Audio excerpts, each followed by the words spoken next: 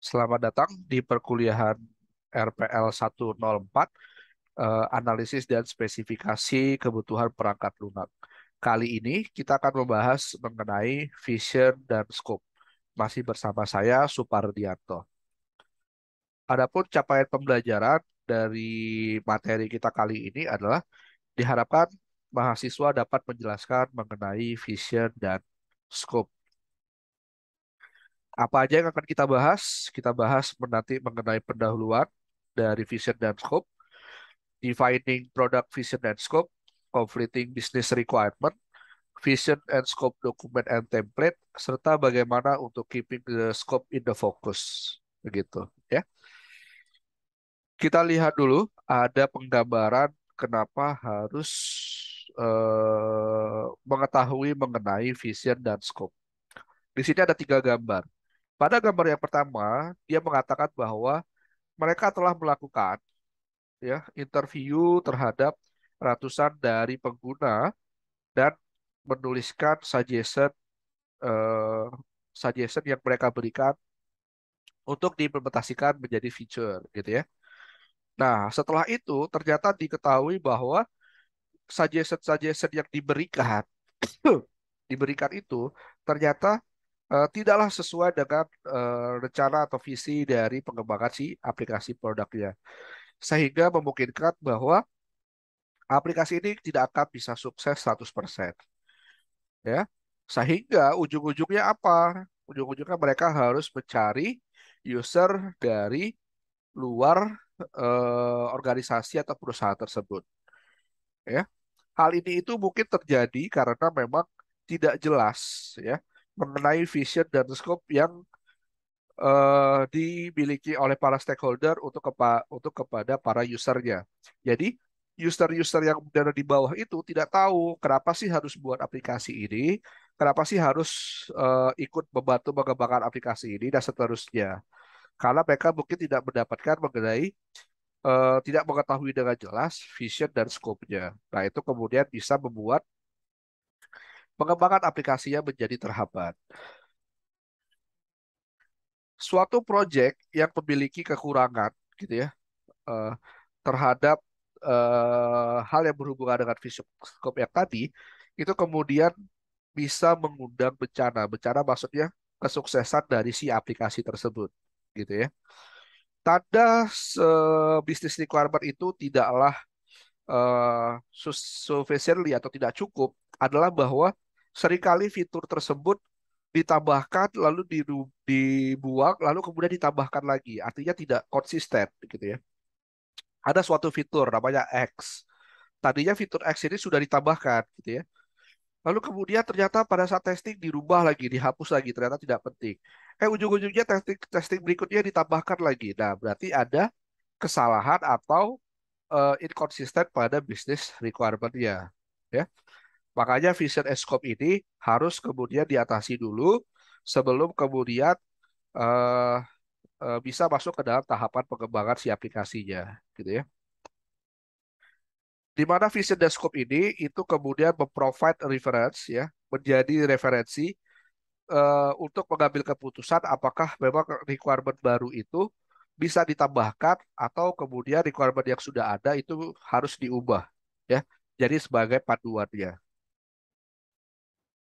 Kemudian defining product vision dan scope.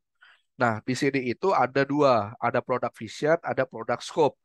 Kalau dari product vision, maka kita harus pastikan bahwa visi dari pengembangan aplikasi ini memang sudah sejalan dengan para stakeholder semua, gitu ya. Karena dia akan diaplikasikan di keseluruhan dari produk atau aplikasi tersebut.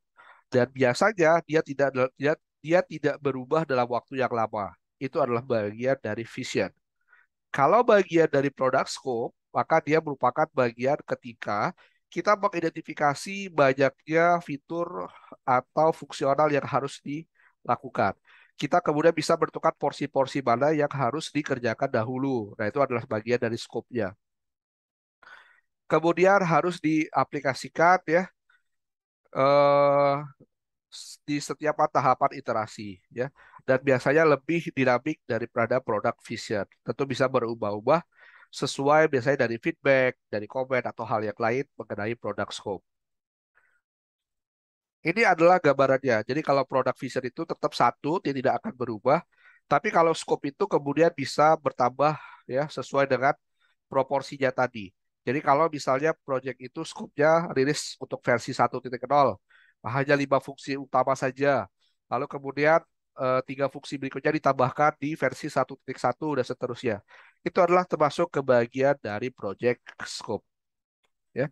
Tapi tetap dia harus merefer kepada produk vision-nya. Ya. Nah, biasanya bagaimana kemudian batasan-batasan tadi itu membantu si sistem atau scope tadi, dia bisa berkaitan dengan kapan sistem itu di eh, adjustment gitu ya, disesuaikan seperti itu. Apakah memang berdasarkan feedback, berdasarkan fitur, berdasarkan komen gitu ya. Misalnya nih, kita sudah rilis aplikasi versi 1 ke Google Play Store misalnya. Lalu kemudian ada feedback, ada komennya, sebaiknya begini, begini, begini. Nah, itu bisa juga masuk ke dalam skop pengembangan selanjutnya. Ya. Kemudian measuring scope. Jadi bagaimana cara kita mengukur apakah memang scope itu besar atau kecil dan seterusnya. Kita perlu perhatikan ada berapa jumlah dari aliran data pada konteks modelnya. Jadi kalau memang ternyata aliran datanya banyak, kita bisa pecah dulu menjadi beberapa. Atau berdasarkan average cost per flow-nya. Jadi kalau ternyata sudah dihitung biaya pengembangannya, lalu ternyata melebihi dari rencana anggaran biaya, kita bisa bagi-bagi dulu nih, misalnya seperti itu. Atau misalnya jumlah dari stakeholder-nya terlalu banyak. Nah, kita bisa juga membatasi bahwa dari 11 stakeholder, kita akan batasi 4 stakeholder dulu misalnya. Atau berdasarkan function point-nya. Jadi fungsional-fungsional yang memiliki poin tinggi, itu dikerjakan dahulu. Ya, seperti itu. Lalu ada pertanyaan, which of the following would constitute a change in the vision? Mana dari pilihan berikut yang kemudian bisa atau tidak sesuai dan bisa berubah dari visi, gitu ya? Jawabannya adalah D, ya. Kalau dari yang A itu masih tetap dalam visi yang sama, hanya mungkin eh, teknikalnya berbeda, tapi tetap dalam aplikasi permainan. Kalau yang kedua, itu mungkin tetap masih dalam visi yang sama, hanya detail dari produknya yang kemudian implementasinya berubah. Kalau yang ketiga, itu tidak berkaruh dengan si projectnya atau produknya, tapi berkaruh kepada cost dari over budget tersebut. Nanti kalau ada biaya lagi, bisa dilanjutkan, seperti itu. Lalu kalau yang D, nah ini baru. Karena kalau yang D visinya sudah berubah. Yang tadinya adalah aplikasi permainan, kok sekarang bisa berubah menjadi aplikasi untuk desain. Nah, kayak gitu. Ini sudah di luar dari visi yang sudah disepakati di awal. Lalu berkaitan dengan conflicting business requirement. Jadi ketika kita menyusun business requirement, itu kan kita menggunakan beberapa sumber, kayak bisnis proses analis, lalu ada proses analisis, dan seterusnya. Nah, dokumen-dokumen seperti ini mungkin saja memiliki hal-hal yang bertabrakan dan tidak sesuai gitu ya. Maka ada tugas yang namanya dari project sponsor yang melakukan eh, solusi penanganan terhadap konflik tersebut gitu ya. Sehingga diambillah jalan tengahnya seperti apa kalau terjadi bentrokan-bentrokan seperti itu. Nanti project sponsor lah yang kemudian akan berkomunikasi dengan bisnis analis. Lalu kita lihat ada yang namanya vision dan scope dokumen. Nah, ini merupakan eh, suatu single dokumen yang memang terdapat eh, yang mengumpulkan dari rekayasa-rekayasa kebutuhan dari proses di awal tadi, gitu ya, dan menjadi atau menjadi satu dokumen utuh. Dan biasanya ini akan menjadi dasar untuk product development, misalnya seperti itu. Yang memiliki dokumen ini biasanya adalah project sponsor. Dia yang memiliki dokumen ini sebagai pegangan, gitu ya. Apakah memang pengembangan produk ini apakah sudah sesuai dan tidak lari dari tujuan awalnya, seperti itu. Lalu template-nya seperti apa? Nah, ini dari template dari Vision and Scope document. Ada 4 hal, ada business requirement, vision of the solution, scope and limitation, dan bisnis konteks. Di mana di bab satu itu ada background, business opportunity, dan seterusnya. Di bab 2 ada mengenai visi, major feature, asumsi, dan seterusnya. Di bab 3 mengenai scope dan limitation. Yang keempat ada adding informasi tambahan berupa stakeholder profile, project priority, dan seterusnya. Nah, maka nanti untuk tugas Anda di minggu berikutnya adalah membahas atau menyusun dari vision and scope dokumen ini. Ya. Project scope juga memiliki pengelolaan ya atau project scope management. Ada beberapa hal yang dilakukan biasanya untuk berhubungan dengan project scope. Yang pertama adalah collect the requirement, artinya proses untuk mendefinisikan dan mendokumentasikan kebutuhan dari para stakeholder tadi ya, untuk kemudian mendapatkan goal dan needs-nya.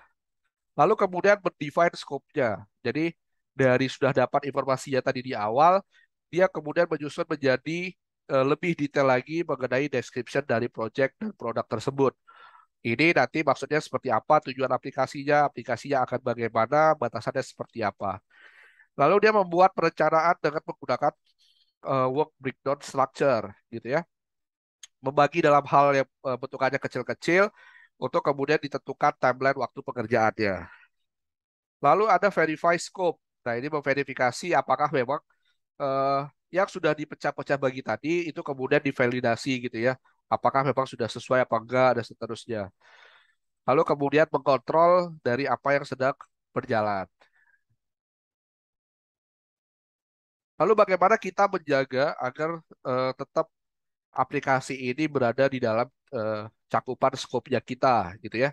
Jadi ketika ada seseorang yang request sebuah new requirement gitu ya, si bisnis analisnya tidak boleh langsung menerima atau menjawab, oke, kami tambahkan. Tidak boleh. Tapi dia harus bertanya dulu, apakah memang ini ada di dalam scope atau tidak. Ya, maka kemudian akan ada tiga kondisi. Ya, ini untuk kondisi yang pertama, poin yang pertama, jika memang di request tadi itu sesuatu yang menarik, tetapi benar-benar dia di luar dari scope, maka kita kemudian bisa menyarankan agar ini itu nanti ditambahkan ketika di tahun depannya, misalnya seperti itu. Ketika dilakukan pengembangan lebih lanjut. Nah, itu kondisi yang pertama. Kondisi yang kedua, kalau memang request dari requirement-nya, itu memang masih dalam cakupan scope-nya kita. Ya, mungkin aja kelupaan, misalnya seperti itu. Atau baru ingat. Nah, kita harus kemudian melihat dari requirement yang ada tadi dan memasukkannya di sana. Lalu tinggal dibuat prioritasnya seperti apa. Apakah dia prioritasnya tinggi, high, atau low. Seperti itu. Untuk kondisi yang ketiga, itu kalau ternyata skopnya di luar dari skop, tapi kemudian fitur itu bisa sangat-sangat menjanjikan. Ya, maka kemudian kita bisa aja memasukkan fitur tadi atau requirement tadi di dalam pengembangan kita. Contoh nih, misalnya kita membuat aplikasi dengan fungsionalnya approval report seperti itu. Ya, lalu kemudian ada requirement baru. Gimana kalau pada saat ketika dilakukan approval requirement ada notifikasi kepada yang memintanya seperti itu. Nah, dari segi fungsional dia tidak ada tentu di luarnya kan, misalnya seperti itu. Tapi kalau dari segi efisiensi atau bisa meningkatkan nilai dari aplikasinya, pasti. Nah, itu kemudian hal yang seperti itu bisa difasilitasi. Ya. Kemudian bagaimana cara kita meng-counter dari permintaan di luar scope seperti ini? Kita harus ingatkan klien mengenai prioritas dari requirement-nya. Katakan bahwa permintaan yang Anda lakukan tadi atau minta tadi itu mungkin masih di luar scope. Kalau kami tambahkan, ini bisa menambah panjang waktu deliverable-nya seperti itu. Yakinkan bahwa memang scope yang sudah dibuat di awal itu adalah sudah disepakati bersama, gitu ya. Lalu jangan lupa misalnya selalu bertanya apakah is this in the scope gitu ya. Selalu ingatkan bahwa requirement yang dia minta tadi itu belum tentu ada di kesepakatan requirement di awal gitu ya. Lalu berkaitan dengan extend the project-nya atau berkaitan dengan increase the project cost-nya itu juga sama. Kalau dia ternyata menambah dari biaya pengembangan aplikasinya maka dibatasi ya. Tapi kalau ternyata dia masih tetap masuk dalam project cost-nya ya mungkin masih bisa difasilitasi. Nah, bagaimana kemudian mencari titik tengahnya, misalnya seperti itu. Kita perlu bilang bahwa ini ada requirement baru, tolong ditambahkan, gitu ya. Kita lihat dari goals dari stakeholder-nya. Sesuai nggak? Kalau memang ternyata sesuai dengan apa yang ada tadi di stakeholder, ya mungkin kita bisa fasilitasi, gitu ya. Lalu dari segi biaya pengembangan aplikasinya, masih masuk nggak dengan biaya di awal yang kita berikan? Kalau memang masih masuk, mungkin kita bisa tambahkan. Lalu match nggak dengan vision and scope yang sudah kita susun tadi di sebelumnya? Kalau memang cocok dan tidak ada masalah, itu mungkin saja, gitu ya. Atau hal-hal yang lain. Ini kemudian menjaga dari pengembangan si proyeknya agar tetap baik-baik saja, gitu ya. Lalu summary-nya, nah ini ada kesimpulan pada pertemuan kita kali ini bahwa memang vision and scope itu eh, menyediakan referensi kepada bisnis analis untuk membuat keputusan apakah memang rekrutmen itu ditambahkan atau dirubah, gitu ya. Jadi panduan. Kemudian vision and scope itu ada dua hal. Yang satu memastikan bahwa produknya akan sesuai dengan kebutuhan dari si user atau stakeholder tadi, dan scope-nya bahwa secara realistis proyeknya bisa sesuai dengan tepat waktu dan seterusnya. Ya. Kemudian apabila ada konflik yang terjadi pada saat melakukan business requirement, maka project sponsor harus bisa menyelesaikannya. Ya. Dan jangan lupa selalu tanyakan apakah ini di dalam scope ketika terjadi permintaan penambahan requirement yang baru. Oke, itu aja yang bisa dapat saya sampaikan pada pertemuan kita kali ini. Kita jumpa lagi di pertemuan kita selanjutnya. Terima kasih.